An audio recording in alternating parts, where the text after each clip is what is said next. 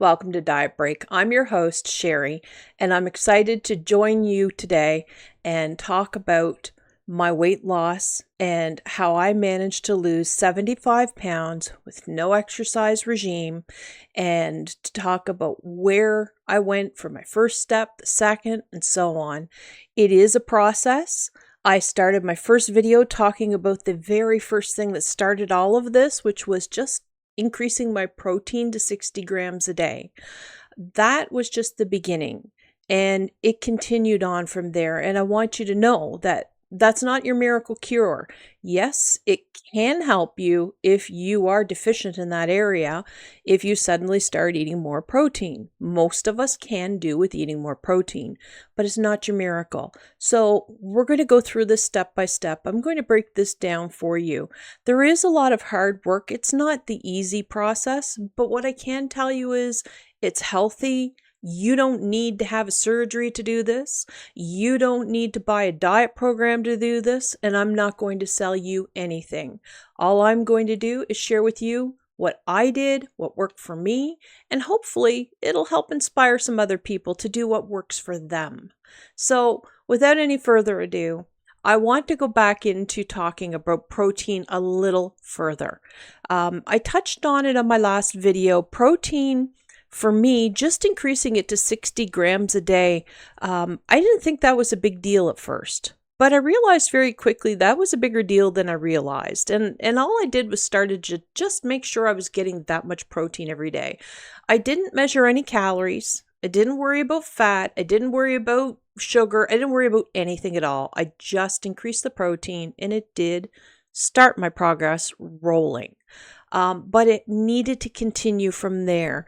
When I started to really research a little bit more about protein, I wanted to say, why the big change? What happened? Well, here's what I found. So protein helped me because it started to help break down my crave situation. I would crave more and more food. I was constantly feeling hungry, which would cause me to overeat. And I would reach for foods that are high in carbohydrates, high in sugar, high in salt, high in fat.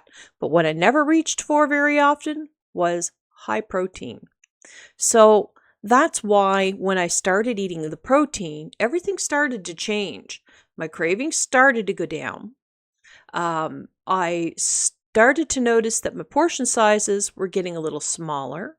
I felt fuller longer, and I wasn't reaching for the sugary snacks or the salty snacks as much. So unintentionally, I started to improve my eating habits just by increasing that protein. Another thing that I did with increasing the protein is I looked at the quality of the protein that I was taking in. I didn't just eat anything with a high protein content because, yes, you do need to consider where you're getting your protein sources. So one of the first things I did very early on in this journey is that I started to look toward foods that I didn't eat as much of, which, like I said in the last video, legumes, looking at the beans. I went more into a vegetarian type of diet. Just naturally, it wasn't something that was a big plan or anything like that. I just realized that I could get some lower fat alternatives that offered me more fiber in my diet as well. And my stomach at that point was feeling pretty bad. So when I started adding the protein, I increased the fiber. That helped my digestion. I started to feel better. And from there, I continued on in that path. Over time, between now when I started, which was June 2025, until now, it's February 2026. I currently take in 130 grams of protein per day. I did ramp up my protein over time. It was a long time before I took that bigger jump up to first from 60, then to 90, and most recently to 120, 130 grams a day. That was done strategically as I lost large amounts of weight. Part of what protein can benefit you with is it does protect your muscles, and also Also, the other thing that it can do to help boost weight loss is it causes you to burn calories just simply by digesting it, right? So when I said I wasn't exercising, I lead a very sedentary life. I'm an office worker. It's very cold out in my climate right now. It's not very nice to be outdoors. I just don't get a lot of exercise. So to be able to lose that weight, I really needed to be able to do something that was going to help boost me along. So increasing the protein intake helps you to burn more calories. So my body is doing something, even when I'm sitting there and just sitting at the office desk. So there's some benefits that way as well. There is some science that supports it. And I won't pretend to be a scientist. There's all kinds of information you can get about the science behind why higher protein helps you lose weight. But I can tell you that I put it into action. I just started focusing on protein intake. I primarily focused on non-meat sources, the exception being eggs. I do eat eggs. I'm not vegan, so I still will eat dairy products. So one of my favorites is high protein Greek yogurt, and make sure it's real yogurt and not milk pudding. That'll be something I'll discuss later when I talk about making my own yogurt, which is something that I now do. But I think it's a real value to look at those protein sources, because I don't have to fry yogurt.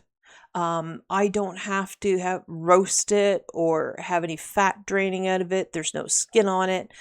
You understand why I went off of the meat products, is because I really wanted to look at a leaner source to help me along the way too. So that's really where the focus went, is just focus on your protein over time, gear up. Gradually increase it slowly. What you'll notice when you do that is that protein's going to crowd out a lot of the junk that you would normally fill in with, right? So I didn't have to worry about counting calories so intensely in the beginning, because really just increasing that protein started to crowd out a lot of my high calorie foods that I was eating. You're just too full. You really can't. Over time, I did start to look at counting my calories, but very loosely. And that's been more since I would say I hit about the 50, 60 pound range weight loss. That's when I started to look at my calories a little more closely. It's still not something that I count. I do not subscribe to counting and obsessing over my food, but awareness is important. So you should be aware.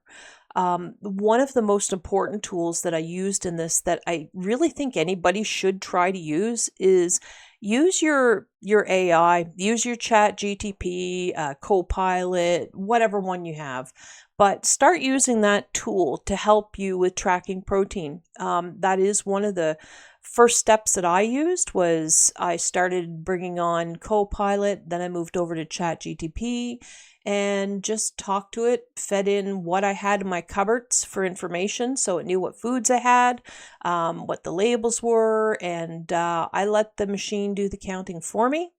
I tell it my objectives and what I want to have for a goal for each day for protein and calories and all the other macronutrients. And it calculates it out, figures out which foods in my cupboard would fit that day, and makes some suggestions. I still use my own brain. I choose which suggestion I want to follow. I tweak it to make it more palatable for me. It doesn't tell me what to do. I tell it what I want to do, and it figures out how to make that happen. So if you haven't used AI, or maybe you use it in your office right now, or for whatever purpose, it's a great tool and I highly recommend it. Do check for accuracy. Keep an eye on the information you're getting back, but at the same time, really fantastic tool, and it's helped so much. So first step of the day, like I said before, go for the protein. I've added in some lean ground beef. And on occasion, I've also had canned salmon and tuna. So I'm not 100% vegetarian either. I guess you'd call that pescatarian, some people say. Either way, you do you, eat what you want to eat, but do be mindful of the amount of extra fats that you're putting in when you're eating that food. The other thing to think about as well with any kind of meal prep is think about what you're putting on your food. A lot of times we're adding in not just extra fat, but we're adding in extra hidden sugars, chemicals, things that we don't even think about. What I mean by that is, you can have a wonderful, tasty meal, and maybe you make meatballs and you throw in a package of onion soup mix. Sounds great. Sounds wonderful, right? Well, it's not. If you read the package enough on onion soup mix, you're going to find that a lot of those ingredients are things I can't even pronounce, let alone spell correctly. So you need to think about that and what am I putting into my body? And so look for cleaner sources of protein. If you want the flavors, learn to use spices, whole spices, right from scratch. Don't reach for the pre-mixed stuff in your cupboard unless you read the label first. That's important. Be careful what you put in your food, so you're not adding extra salt, so you're not adding extra sugar and extra fats or extra chemicals. As I progress through my series and talk about this a little more, those topics will get addressed because they're really important. This really has been a really huge process for me. It's been life altering. It's changed everything for what I eat, and it's really made a big difference for me. So I hope that in sharing this, we can get some discussion going. Let me know what's worked for you. Have you tried going high protein? Did you find any challenges with it? And how's it working with you? And if you haven't done it already, do you think you might give this a try? Why or why not? Anyway, thank you so much for staying by my video, and look forward to talking to you in the next. Bye.